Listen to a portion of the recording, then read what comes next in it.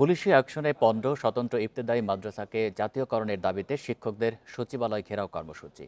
এ সময় বেশ কয়েকজন শিক্ষক ও গণমাধ্যম কর্মী আহত হলে তাদের ঢাকা মেডিকেল কলেজ হাসপাতালে নেওয়া হয়।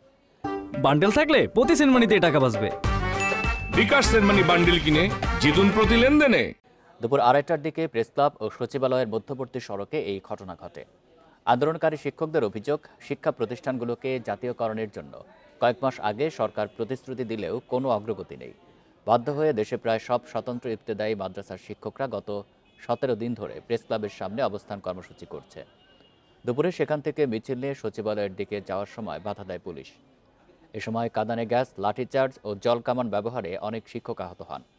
এ বিষয়ে পুলিশের রমনা জোনের উপকমিশনার মাসুদ আলম জানান, বেশ কয়েকদিন ধরে তাদের অবস্থান কর্মসূচি চললেও কোনো বাধা দেওয়া হয়নি, কিন্তু হঠাৎ সচিবালয় ঘেরাও করতে গেলে নিরাপত্তার জন্য তাদের ছত্রভঙ্গ করতে ব্যবস্থা নেয় পুলিশ।